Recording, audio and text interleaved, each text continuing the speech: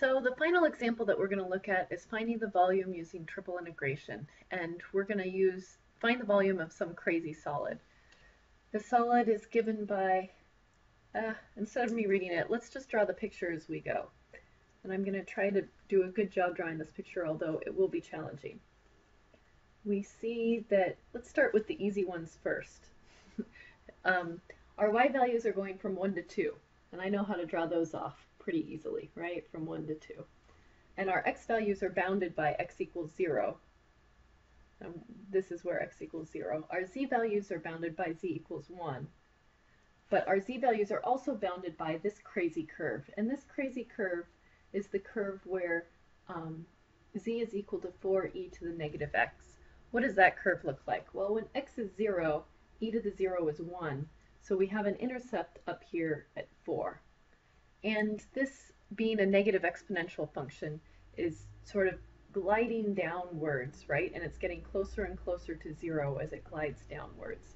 So if I were to draw something like that in the xz plane, it would be a curve that goes downwards. But it's going to stop when z equals 1, which is this right here. Oh, maybe I should make this downward curve a little more. Okay, that's what's going on in that plane. But it's like that for every single value of y. So the entire sheet is curving downwards with this exponential falling motion. And we're cutting it off where y equals 1 to 2. So if I were to extend this out, y goes from 1 to 2. This is the back face of the function.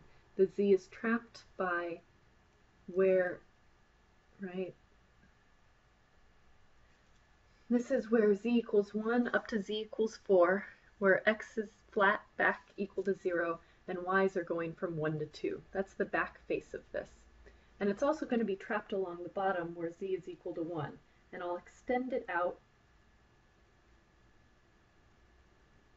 And then, sort of like a skateboard ramp, this solid is going to comprise, it'll slowly go down until they intersect down here at some value, right? I have this curvy skateboard ramp as it goes down. That's what my solid looks like. So the first thing that I might want to ask myself is, what is this point of intersection, right? I guess this is up. This place of intersection is going to be the place where z equals 1 and z equals 4e to the negative x are equal to one another, because that's where this curve meets this line. So let's solve for that. That's where 1 is equal to 4 times e to the negative x, which is 1/4 e to the negative x. So in order to get rid of this e on both sides, my inverse operation is going to be a logarithm. So that's telling me that the natural log of 1/4 is equal to negative x, or x in this case is equal to negative natural log of 1/4.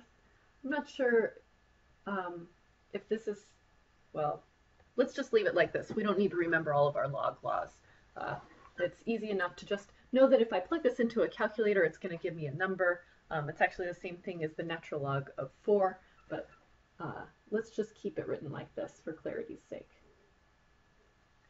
So now, what are we trying to do? We're trying to find the volume of this using triple integration. And what was our technique for using volume? Usually triple integrals, you're integrating over some density function. In this case, we're just going to take the triple integral over 1. And we have this shape all set up, and now we have to just figure out what are the bounds on this shape. And you have to decide, what do you want your base to be? What do you want your height to be? And in this case, I actually think the easiest thing to do is to pick my base to be this rectangle back in the ZY plane. If I pick that to be my base, then I know that my heights are just going from 0 until I hit this curve up here, and we already have an equation for that curve. There are a number of other ways that you could set this up, but for me this time I'm going to pick my base to be the back rectangle. So what does that look like? let's set up our bounds for the base. Our base is in the ZY plane. So this is my step 1. I'm looking at the base in the ZY plane. And my drawing is good enough that I can see that my Z values are going from 1 to 4, and my Y values are going from 1 to 2, and this is a super easy region. Maybe I don't need to redraw this. This is a super easy region to write bounds for. This is just 1 is less than or equal to Y is less than or equal to 2, and 1 is less than or equal to Z is less than or equal to, oh no, you can't see any of that. I'm terrible. Less than or equal to 4. Great, so we've already taken care of 2 of them.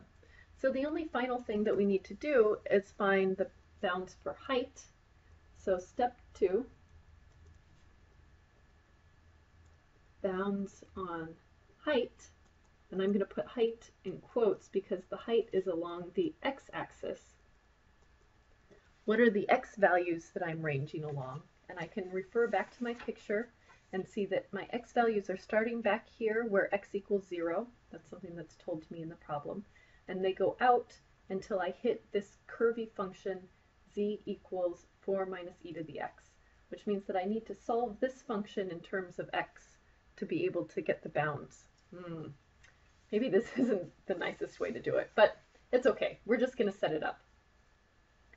So our x values are going from 0 is equal to x out until it equals the curvy function that's given by z equals 4e to the negative x. That means I need to solve for x here, and I get z over 4 is equal to e to the negative x. So that means that the natural log of z over 4 is equal to negative x, or x is equal to negative natural log of z over 4. Oh, okay, I take it back. Maybe these aren't the nicest bounds. But we're done setting up the bounds at the very least. It just means that the integration is horrible. So what does our final integral look like? Our final integral is going to be a triple integral. And we know what our bounds on x or z and y are, and we could put those in either order because both of them are pure constants. So my z's go from 1 to 4, my y's go from 1 to 2, and my x's go from 0 to this terrible messy function, negative natural log of z over 4. But we're integrating the volume, so it's over 1 dx dy dz. I'm not going to compute this because I don't want to have to actually end up integrating this, which is something that we would have to do. I should have done the problem a little bit differently, but this is one way to set up a method of integration for this function. It turns out that maybe the easier way would have been to think of my heights more traditionally, because then I get to integrate the function 4e to the negative x, which is something that I do know how to integrate, unlike natural log of z over 4, which is something that I don't want to integrate.